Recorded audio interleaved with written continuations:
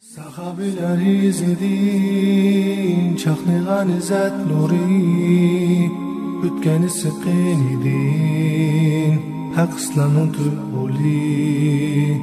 Baş ekmez kafirga, şiddet bilen atseli, Hemze Halid Musab'tek, şir yürek oğlanları. Safiye binti Abdülmutallib. Safiye Allah'ın dinini qoğlaş yolida tunji bo'lib mushrik o'ltirgan ayoldir. Erlar shuncha yuqori hurmat ikrom bilan tarifini qildigan bu tamkin, aqlliq va qahramon ayol kim? Islom tarixida mushrik o'ltirgan ayollarning tundisi bo'lgan bu botir ayol kim? Musulmonlar ichida Alloh yo'lida qilich ko'targan tunji otliq pahlavonni tarbiyalab, musulmon qo'shini sepiga qatgan keskin, tadbirlik bu ayol kim?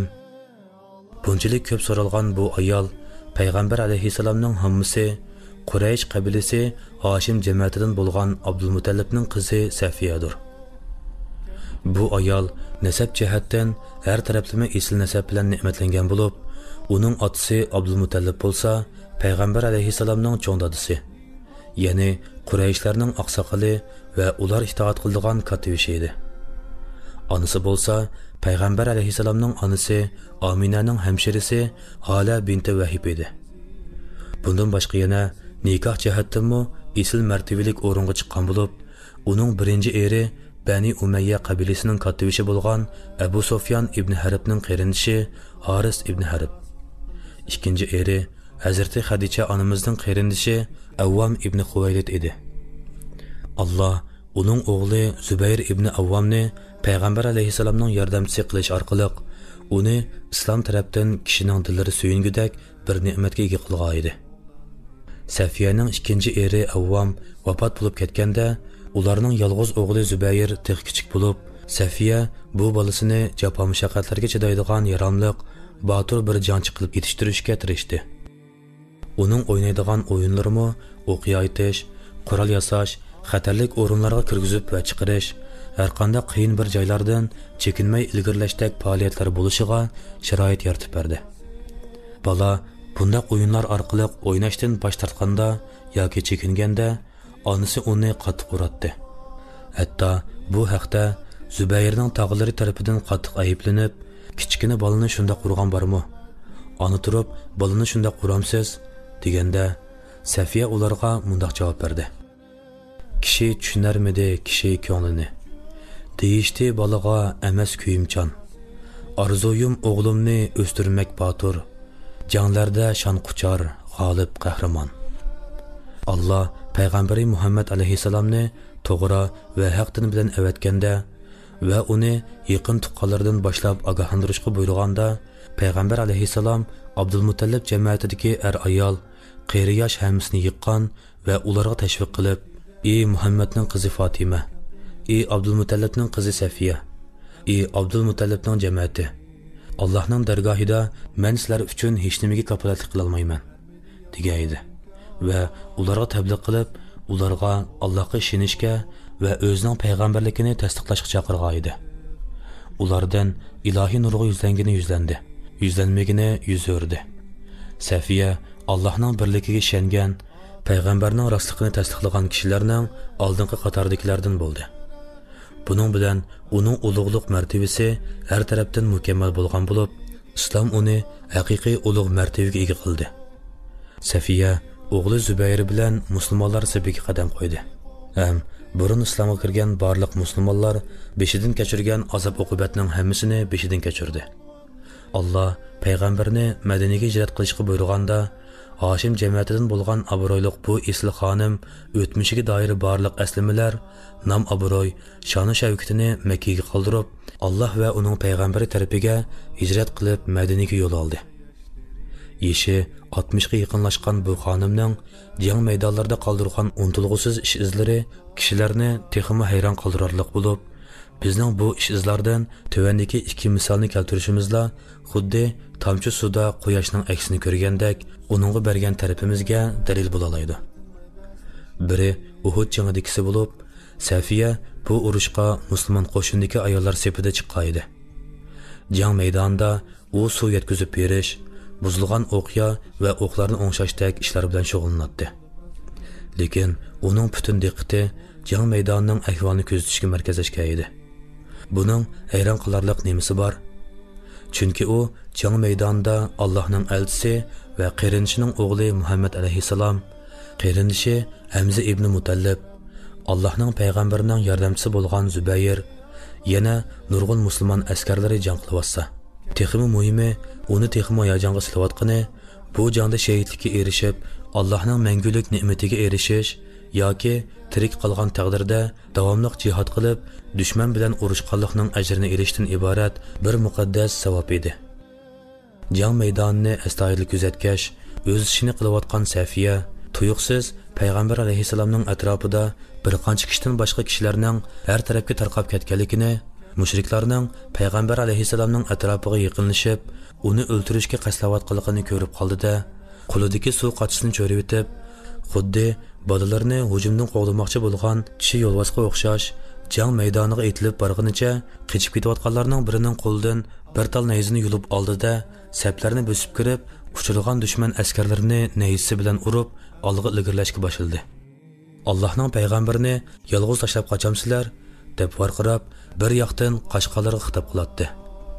Payg'ambar alayhissalom saplarni bo'sib kelayotgan Safiyani ko'rib, uning dushman tarafidan o'ltirilib, jasadi parchalab etilgan qarindishi Hamzani ko'rib qo'rqib ketishdan ansirab, Zubayrga "U ayolga diqqat qil, u ayol" degunicha Safiyaning oldiga ilgirlab kelaverishidan to'sib qilmoqchi bo'ldi. Zubayr bo'lsa, "Ana, orqangizga yining. Ana, orqangizga yining" deb to'laydi.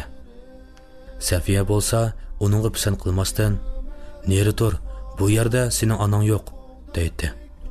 "Ana, payg'ambar alayhissalom sizni qaysun deydi." "Nima uchun?" "Men qarinchim Hamzaning parchalanganligini angladim. U Alloh yo'lida bo'pti." Payg'ambar alayhissalom bu chaqda Safiyani to'sib qolg'ili bo'lmaydiganligiga ko'z yetib, Zubayrga bo'ldi qilishni buyurdi. Zubayr onasini qo'yibdi. Urush oxirlashganda u qarinishi Hamzaning jasadining yoniga kelib, uning qo'rsiqining yerilib, yuragining sug'urilinganligini, quloq va burunlarining kesilinib, chiroyining tunug'usiz darajada buzib etilganligini ko'rib, "Ey Alloh, u sening yo'lingda shahid bo'ldi. Men Allohning hukmiga rozi bo'ldim. Alloh bilan qasamki, men sabr qilaman va bu ishlarga Allohdan ajr umid qilaman" dedi. Mana bu uning Uhud jangidagi maydoni. Uning Xandak urushi bo'lgan chog'dagi ko'rsatgan qahramonligi uning naqadar zerak, aqlli va botir ekanligining yana bir ifodasi. Biror urushga chiqmoqchi bo'lsa, Allohida qo'g'dug'uchi qo'shin va muhofizachilar bo'lmagan ahvolda ayollar va bolalarni Madinadagi biror mustahkam qo'rg'on ichiga kirib qo'yish payg'ambar alayhissalomning doimli odatlaridir edi. Xandak urushiga chiqish oldida payg'ambar alayhissalom hammalarni, ayollarini va boshqa musulmonlarning ayollari bilan ularning ushoq bolalarini Hasan ibn Sabitga dadasidan miros qilgan qo'rg'on ichiga akirib qo'ydi. Bu Madinadagi qo'rg'onlar ichida eng mustahkam edi. Bu qo'rg'onning tomlari nihoyatda egiz edi. Musulmonlar Xandak atrofiga yig'ilib, dushman va uning yordamchi qo'shinlarga taqobil turishdek urush ishlari bilan aldirashtirgan bir paytda Safiya tun qorong'usida harakatlanayotgan bir soyini ko'rib qoldi. U soydan chiqqan shapiga diqqat bilan quloq solishga boshladi. Aslida bir Yahudi qo'rg'on tarafga qarab kelayotgan edi. Uning maqsadi bo'lsa, qo'rg'on ichidagilarning ahvolini tingtanglash bo'lib, u bu maqsadda qo'rg'on atrofida aylanib yuradi. Safiya bu Yahudining qo'rg'on ichida turgan kishilar faqat ayollar va bolalardan iboratmi yoki ularning muhofazatchisi bormi deb ahvol huquqi kelgan Yahudi jasusi ekanligini bildi-da, ko'ngilda Bani Qurayza Yahudilari payg'ambar alayhissalom bilan o'zlari orasidagi kelishimni buzib, Quraysh va ularga agashganlarga yordam bergil kelib yetibdi. Navoda ular bu qo'rg'onga kelib qolsa, bu yerda birmi kishi yo'q. Chunki payg'ambar alayhissalom jangga yaraydigan erlarning hammasini urushga elib chiqib ketgan. Agar Allohning bu dushmanlari bu yerdagilarning qo'g'dug'uchisiz qolgan ayollar va bolalardan iborat ekanligini bilsa, ayollarni asir oldi, bolalarni qul qildi. Musulmonlarga bu bir cho'ng musibat bo'ldi deganlarni o'yladi-da, yog'liqini ilib, peshini yo'gidi. kiyimini ching bog'lab qo'liga kaltak oldi. U qal'aning eshigining qishig'i kelib, eshikni asta qiya ichib, o'zini eshikning orqasiga daldiga oldi. Safiya o'zining turgan o'rnining dushmaniga hujum qilishga tamoman qulaylik ekanligiga jazm qilgandan keyin kaltakni egiz ko'tarib dushmanning bishiga zarb bilan urdi. Haddidan qattiq urg'ashqa kaltak uning qo'lidan qonqib tushib ketdi.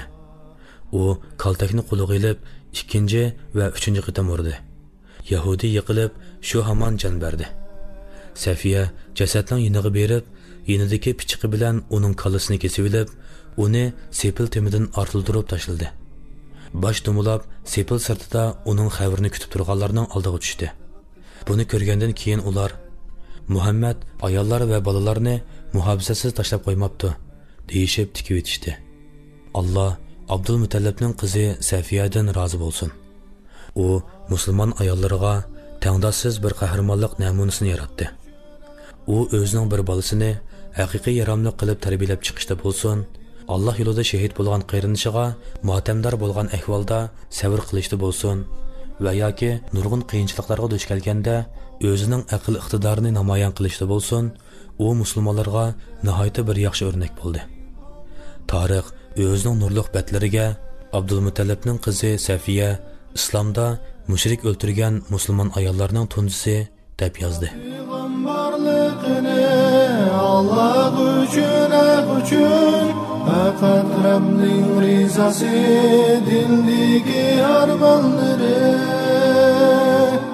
ketdi Umar Usmon nahni qo'ldan tek turib Anas ibn Nazirda ummatning polvonlari